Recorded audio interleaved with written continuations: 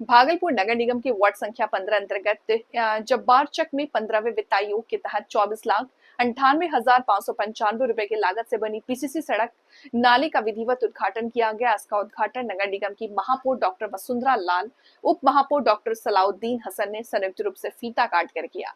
कार्यक्रम के दौरान दोनों जनप्रतिनिधियों ने मोहल्ले वासियों को इस नई सुविधा के लिए बधाई दी और इस क्षेत्र के विकास की दिशा में एक अहम कदम बताया। उद्घाटन समारोह में सूफी वक्फ बोर्ड के अध्यक्ष मजहर अख्तर सकीन, अनिल पासवान, निवेश कुमार, शशि मोदी, विभागीय इंजीनियर समेत कई गणमान्य और स्थानीय लोग मौजूद रहे। स्थानीय निवासियों ने इस निर्माण कार्य को लेकर खुशी जताई और कहा कि इससे अब बारिश के समय जल जमाव की समस्या से निजात मिलेगा और आने जाने में भी सुविधा होगी। आज जब्बार चक लेन में 25 लाख की योजना से रोड और नाले का हमने उद्घाटन किया है और ये बहुत ही महत्वपूर्ण योजना थी। मतलब इस लोकेलिटी के लिए बहुत जर्जर रोड था और नाला भी की भी स्थिति बहुत खराब थी, जल जमाव होता रहता था। हमको लगता है इससे यहाँ के वासियों को लाभ मिलेगा और वो अच्छा। जब्बार चक लेन है और 25 लाख रुपए वाला जो योजना था, तो इसका कुछ हिस्सा इधर भी है। अतः तारपुर चौक के अंदर जो गली में है तो वहाँ भी बना था, उसी का आज उद्घाटन हम लोग मेयर साहबा के साथ किया है और कुछ अधूरे काम है जिसे बाद में लेकर के इसको बनाया जाएगा। और कॉरपोरेशन और नगर निगम इसके लिए बहुत सारा निभाया है अच्छे ढंग से, इसलिए आगे का काम जो अधूरा रह गया उसे जल्द से जल्द पूरा करें।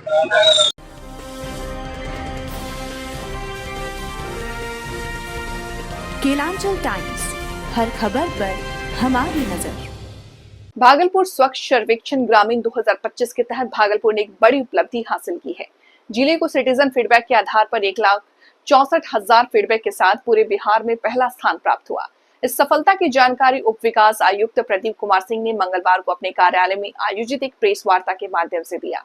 उन्होंने बताया कि जिले में स्वच्छता एवं पर्यावरण प्रबंधन को लेकर कई नवाचार किए जा रहे हैं, जिसमें ग्रामीण क्षेत्रों को भी सक्रिय रूप से शामिल किया गया है। प्रेस वार्ता के दौरान उप विकास आयुक्त ने जानकारी दी कि गोराडीह प्रखंड के विशनपुर जिच्छो पंचायत में 50 घरों को गोबर गैस के माध्यम से ईंधन की आपूर्ति की जा रही है। इस योजना का संचालन और रखरखाव 15वें वित्त आयोग की निधि से किया जा रहा। इसके अलावा जिले में प्लास्टिक अपशिष्ट प्रबंधन को लेकर भी 4 प्रखंडों गोपालपुर, कहलगांव, सबोर, सुल्तानगंज में प्रसंस्करण इकाइयां स्थापित की गई हैं। इन केंद्रों में गांव और पंचायतों से एकत्रित वायु जनित प्लास्टिक अपशिष्ट का वैज्ञानिक ढंग से प्रसंस्करण किया जाएगा। प्रदीप कुमार सिंह ने कहा कि ये सभी पहले स्वच्छ भारत मिशन को मजबूती देने के साथ साथ ग्रामीण जीवन स्तर को बेहतर बनाने में भी सहायक साबित हो रही है। भागलपुर में स्वच्छता सर्वेक्षण को लेकर क्या स्थिति है? अभी केंद्रीय ग्रामीण विकास मंत्रालय द्वारा स्वच्छ सर्वेक्षण ग्रामीण कंडक्ट किया गया था पूरे देश भर में, तो बिहार में भी ये कंडक्ट किया गया था और हमें अपने भागलपुर वासियों को सूचित करते हुए काफी हर्ष की अनुभूति हो रही है कि भागलपुर वासियों ने सर्वाधिक संख्या में सिटीजन फीडबैक में अपना फीडबैक ऑनलाइन उपलब्ध करवाया है मंत्रालय को। 1,64,000 लोगों ने भागलपुर जिले में कुल अपना फीडबैक दिया है पोर्टल पर, जो बिहार में सर्वाधिक है और देश में भी तीसरे स्थान पर है, तो रैंकिंग जारी नहीं हुई है। इसके अलावा इसमें 5-6 पिरामिड्स और भी हैं, जिसके आधार पर बाद में स्वच्छता की रैंकिंग ग्रामीण क्षेत्रों वाली जारी होगी केंद्रीय ग्रामीण विकास मंत्रालय द्वारा। स्वच्छता की टीम भी वहां से आई थी हमारे यहाँ विजिट करने और हमारे यहाँ के कार्यों को नोट करके वो ले गए हैं, उसका मूल्यांकन करेंगे। स्वच्छता में पिछले गत महीनों में काफी अच्छा कार्य भागलपुर जिला में हुआ है। हम आप लोगों से कुछ साझा करना चाहेंगे इसमें।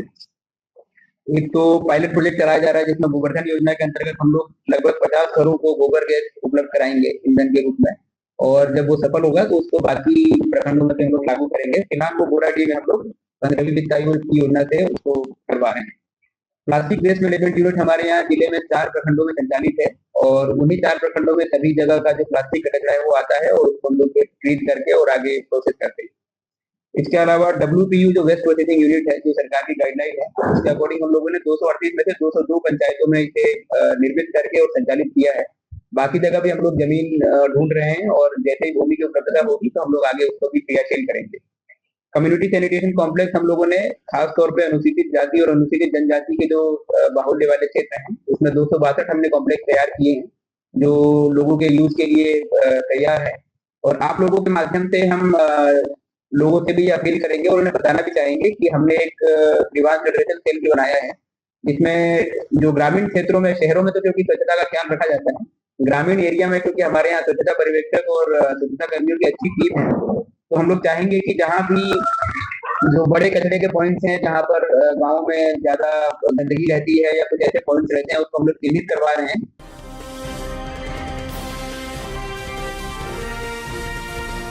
केलांचल टाइम्स, हर खबर पर हमारी नजर। भागलपुर नारायणपुर में 2 बच्चों को कोसी नदी की धारा में डूबने से मौत हो गई घटना भवानीपुर थाना क्षेत्र के जिलेबिया मोड़ के पूर्व सत्संग मंदिर के सामने की है। दोनों मृतक बच्चों की पहचान 13 वर्षीय रायपुर गांव निवासी विपिन शर्मा के पुत्र सन्नी कुमार और शिव शंकर शर्मा के पुत्र राहुल कुमार के रूप में हुई है। सोमवार की दोपहर दोनों बच्चे अन्य दोस्तों के साथ कोसी नदी के उपाधारा में नहाने गए थे। नहाते समय वो गहरे पानी में चले गए और डूब गए। उनके साथ गए आदित्य कुमार तुरंत परिवार को सूचना दी। सूचना मिलते ही परिवार के लोग कोसी नदी के उपाधारा किनारे पहुंचे। दोनों बच्चों को पानी से निकाला गया, लेकिन तब तक बहुत देर हो चुकी थी। मृतक राहुल के छोटे भाई आदित्य कुमार ने बताया कि भांजा सत्यम कुमार को तैरना आता था। वो बोला, चलो सब पार्टनर चलो, कमर तक की पानी है। सब लड़का हाथ पकड़ करके स्नान करने लगे। जब मेरा भाई गहरे पानी में चला गया तो हाथ छोड़ दिया। मेरा भाई तैरना नहीं जानता था। स्थानीय पुलिस को घटना की सूचना दी गई। पुलिस ने मौके पर पहुंचकर दोनों शवों को कब्जे में लेकर पोस्टमार्टम के लिए अनुमंडलीय अस्पताल नौगछिया भेज दिया है। क्या नाम है? आदित्य कुमार। कैसे घटना हुआ? क्योंकि एक मेरा बैगना था, सत्यम था, वो उसको तैरना आ रहा था। वो आया, सब गया कि चलो पार्टनर चलो नहाने के लिए। वो गया नहाने के लिए, कह रहे इतना पानी है, इतनी जड़े पर पानी है, चलो। बस गया तो बस आगे उधर गया कि है तुम हमरा पूरा तुम पकड़ो। बस इसे पकड़ के बस वो एक लड़का दिया, छोड़ दिया हाथ, मेरा भाई डूब गया। भाई का नाम क्या है? राहुल कुमार। और दूसरा कौन है? और सन्नी, हमारे भाई नहीं थे। सन्नी सन्नी कहाँ का है? यहीं का। दोनों साथ आया था नहाने के लिए? तुम भी आया था? ना तब हमें लाया था, लेकिन कहा कि मेरा भाई तुम मत लाओ। मैं मना कर दिया बराबर। मैं कहा कि भाई मैं नहीं लगाऊं, तब तू ही ला ले। तुम्हारा भाई बड़ा है या छोटा है तुमसे? मैं बड़ा है, हमारा भाई हमें भाई देता है। पापा का क्या नाम हुआ? शिव शंकर शर्मा। घर? रायपुर।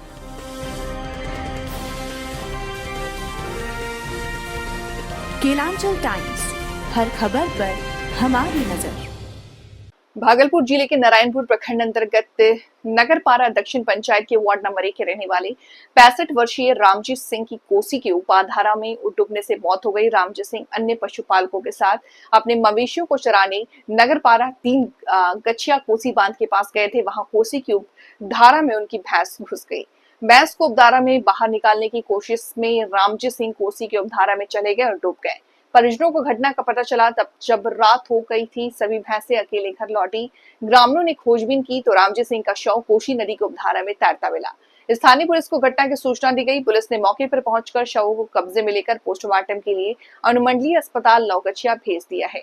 जब शव नगरपारा गांव पहुंचा तो घर में कोहराम मच गया। मृतक की पत्नी पूनिया देवी बार बार बेहोश हो रही थी। गांव की महिलाएं उन्हें संभाल रही थी। मौके पर पहुंचकर बिहपुर विधानसभा क्षेत्र के विधायक इंजीनियर कुमार शैलेंद्र, मुखिया प्रतिनिधि पवन कुमार सिंह, पंचायत समिति सदस्य जयप्रकाश सिंह उर्फ सोनी सिंह सहित अन्य ग्रामीणों ने पहुंचकर मृतक के परिजनों को ढांढस बंधाया। पूनिया देवी। पति के नाम? रामजी सिंह। केना घटना भेले? केना भेले? पानी गेले, पानी में चला गेले, बहेला नहीं पड़ रे बेटा। कहिया गेल रे पानी में? काल 1 बजे गेल रे बाबू। कहाँ गेल रे? भसी में बाबू गेल रे गंगा, वो पानी में डूबी के मरी गेल। भैंस लग गेल रे? हाँ, भैंस लग आबि रे? भैंस लग नहीं आवा पाले, पानी में डूबी गेल बाबू। अब भसी क्यों नहीं आनले रे? भसी वही ना भागी के नहीं जा।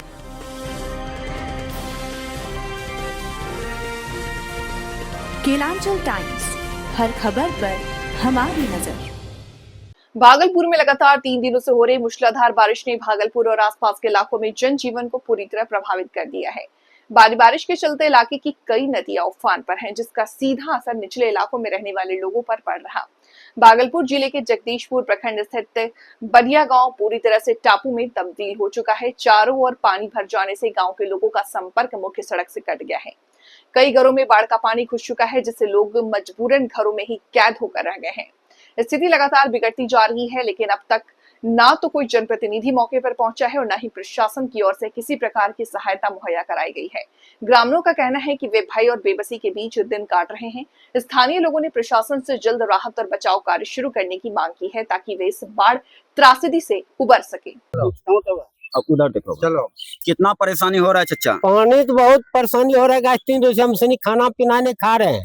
3 दिन से भूखे हैं। हाँ, एकदम भूखे हैं।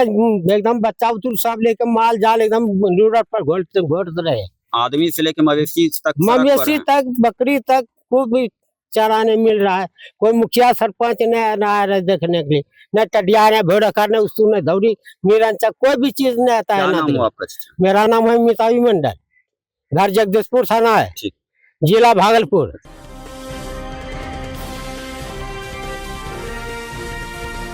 केलांचल टाइम्स, हर खबर पर हमारी नजर। भागलपुर जिले के पिरपेटी थाना क्षेत्र में लकड़ा कोल गांव निवासी योगेश यादव की नाबालिग पुत्री के अपहरण का मामला तुल पकड़ता नजर आ रहा। घटना 1 जुलाई की है, जब योगेश की बेटी अचानक लापता हो गई। सूचना देने जब योगेश पिरपेटी थाना पहुंचे तो उन्हें 4 से 5 घंटे तक बैठाया गया, लेकिन आवेदन नहीं लिया गया। बाद में योगेश ने जिले के वरीय पुलिस अधीक्षक से मिलकर मामले की शिकायत की, जिसके बाद एसएसपी के निर्देश पर पिरपेटी थाने में आवेदन लिया गया और प्राथमिकी दर्ज की गई। सोमवार को योगेश को देवघर रिमांड होम से फोन आया कि उनकी बेटी वहां है। सूचना मिलते योगेश अपनी पत्नी आशा देवी के साथ देवघर पहुंचे। योगेश ने आरोप लगाया कि उनकी बेटी का अपहरण गांव के ही पूर्व मुखिया राजेंद्र यादव ने किया है। दुष्कर्म की आशंका भी जताई है। योगेश ने यह भी बताया कि पूर्व में उनके साथ राजेंद्र यादव ने मारपीट की थी, जिसकी शिकायत पहले भी कई बार की गई है, लेकिन कोई कार्रवाई नहीं हुई। पीड़ित पिता ने साफ कहा है कि जब तक उनकी बेटी का मेडिकल जांच नहीं होता, वे उसे साथ नहीं ले जाएंगे। मंगलवार को उन्होंने फिर से एसएसपी को आवेदन देकर मेडिकल और न्याय की मांग की है। योगेश यादव ने चेतावनी दी है कि अगर उनकी बेटी को न्याय नहीं मिला तो वे अपने पूरे परिवार के साथ मुख्यमंत्री के सामने आत्मदाह करने को मजबूर होंगे। लाने के लिए जो दर बदर भटक रहे हैं, न्याय नहीं मिलेगा तो क्या कीजिएगा? हम जाएंगे, पटना जाएंगे, सीएम हाउस के सामने जाके आत्महत्या कर लेंगे। आखिर क्या कारण है कि आपको लगता है कि न्याय नहीं मिलेगा? हमको 2004 से अभी तक प्रताड़ित किया जा रहा है। 2 भतीजा का मर्डर हुआ, उसमें भी दबंगों का नाम डर से नहीं दिया गया, जो कि आज भी उस केस को खोला जाए तो वो लोग मिल जाएंगे।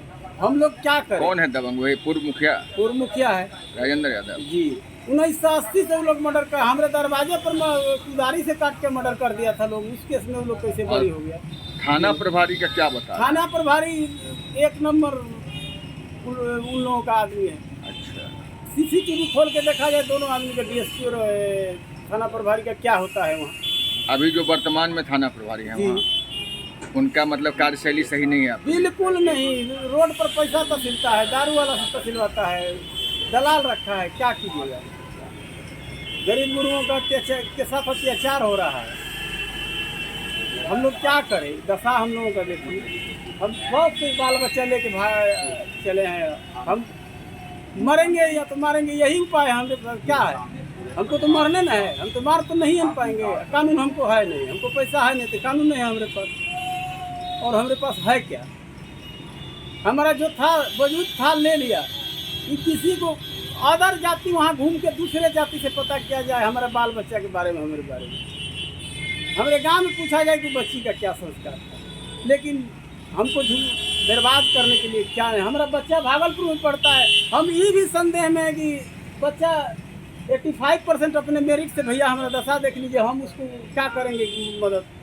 500 रुपये महीना में भागलपुर में उसमें खर्च है। घर से अनाज चावल लेते हैं।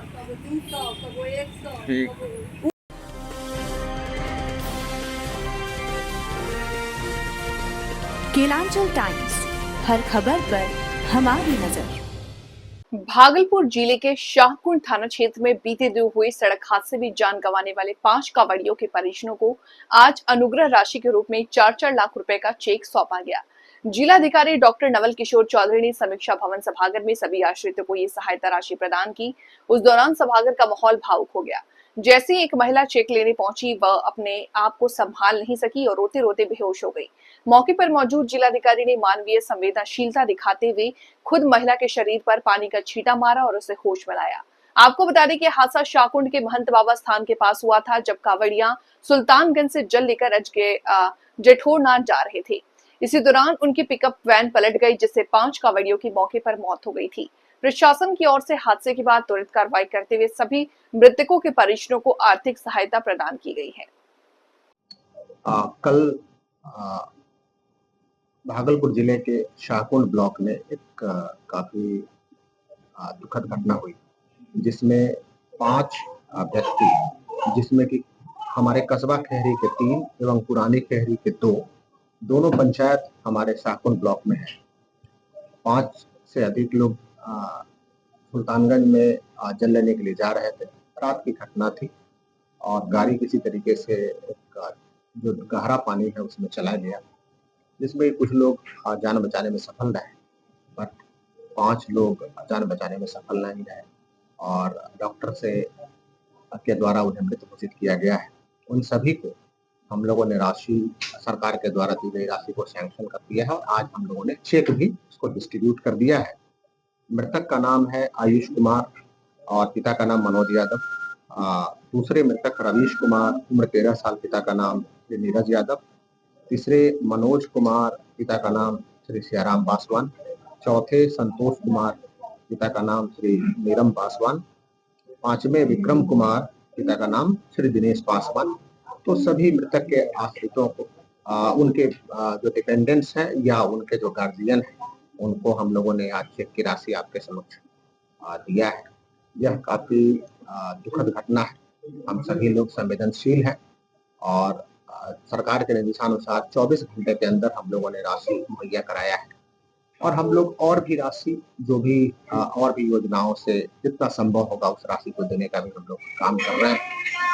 और साथ ही इसके अतिरिक्त मैं आम जनता से, सभी श्रद्धालुओं से विशेषकर आग्रह करूंगा कि हम लोगों को ड्राइविंग में अपने गति पे नियंत्रण रखने की आवश्यकता है। दूसरा, हम लोग श्रद्धालु हैं और श्रद्धा प्रकट करने जा रहे हैं, तो सभी चीजों को देखते हुए और सहजता से और शांति से और अच्छे तरीके से अपनी श्रद्धा को प्रकट करना है। श्रावणी मेला में भाग लेना है, बस यही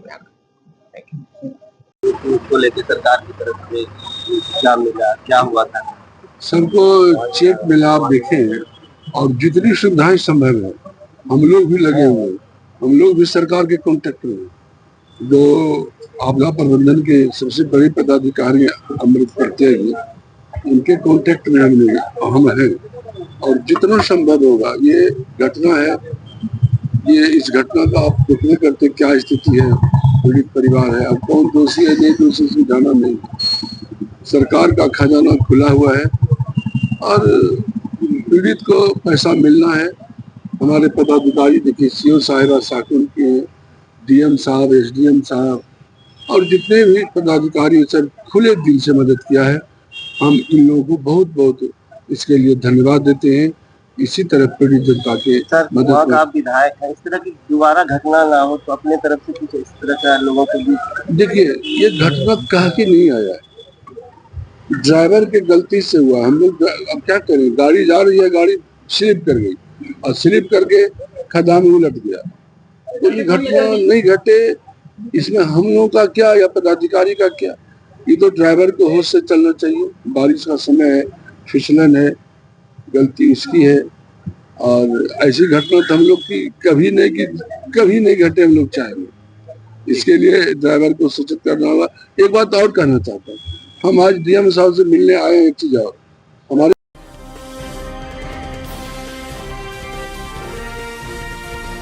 केलांचल टाइम्स, हर खबर पर हमारी नजर।